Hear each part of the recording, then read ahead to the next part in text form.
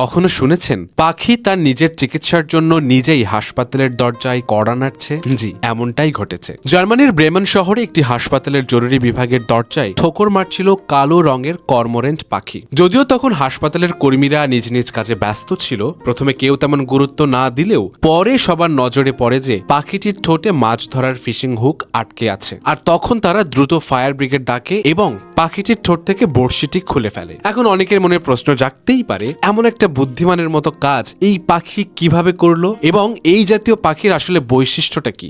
তবে বলেই দিই, এই কর্মোরেন্ট বা পানকৌড়ি জাতীয় পাখিগুলো জন্মগতভাবেই ভীষণ ইন্টেলিজেন্ট হয় এবং এদের পর্যবেক্ষণ ক্ষমতাও কিন্তু দারুণ হয়ে থাকে। আর এরা যে শুধু মানুষের আশেপাশে থাকতে পছন্দ করে তা কিন্তু নয়, অনেক দেশেই কিন্তু এই পাখিদের মাছ ধরার জন্য স্পেশাল ট্রেনিংও দেওয়া হয়। তাই মানুষের উপর এদের একটা ন্যাচারাল ট্রাস্ট কাজ করে। এখন এই গভীর বিশ্বাস ও উপস্থিত বুদ্ধির জোরেই হয়তো পাখিটি আজ মৃত্যুর হাত থেকে রক্ষা পেয়ে গেছে। তবে বলতেই হয়, প্রকৃতির এই অদ্ভুত শিক্ষা আমাদের এটাই মনে করিয়ে দেয় যে এই পৃথিবীটা শুধু আমাদের জন্য নয়, বরং প্রতিটি প্রাণীর একে অপরের প্রতি কেয়ার এবং ভালোবাসার এক অভিন্ন আশ্রয়স্থল।